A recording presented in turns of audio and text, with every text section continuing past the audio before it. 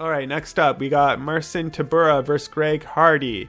Man, I wasn't really high on Greg Hardy when he first came into the UFC, as most of you probably weren't.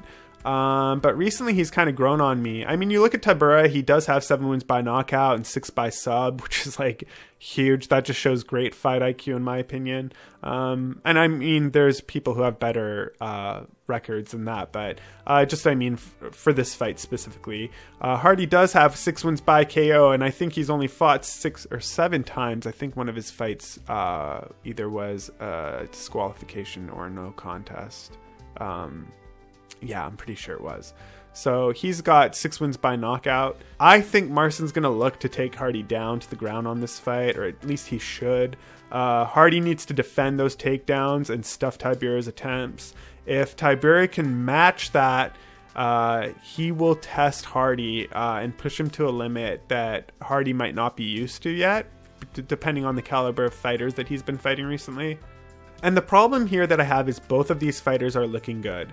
Tybura does have the more experience, but wasn't looking too good up until recently. Like, he's made a strong push recently. You know, Tybura might have the better fight IQ to draw Hardy into his game plan, but Hardy could, be cautious. He might know that what Tybura is coming in with, as long as his coaching staff has sort of put that in his mind, Hardy might be looking to use tools to keep Tybura out of distance and out of range. And I do believe that as the fight goes on, Hardy will have more problems to deal with.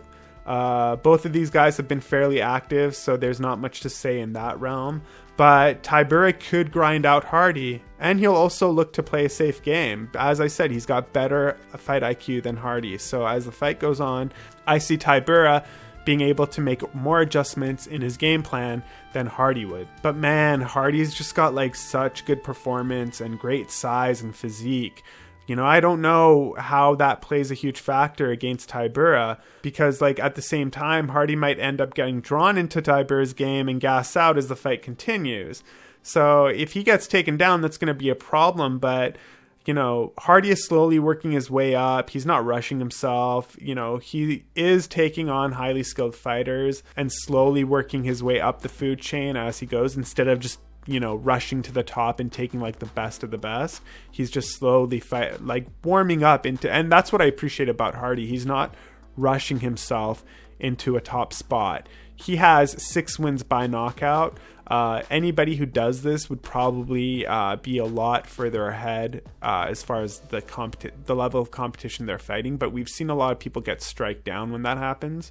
I'm glad with the approach that Hardy is taking, along with his coaching staff. I think this is really smart to ease your way into these better fighters, and I think Tybura is going to be his first big test.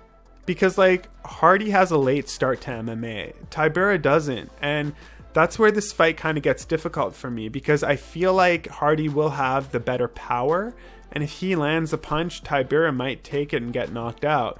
But Tybura might be able to avoid those just based on his experience and fight IQ. Being able to beat fighters who maybe have the same skill set as Hardy, he could get it done. However, if Hardy does win this, it would be huge for him. So I'm going to go with Greg Hardy for this fight, just simply because he's really performing well lately. I think this is going to be a heavy test for Hardy, and I think it's one that he might be able to win.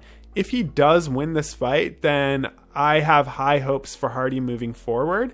But, I'm not holding my breath. I'm picking Hardy, but Tybura could win just based off experience. So this is kind of a pick'em in my opinion, but I'm rolling with Hardy.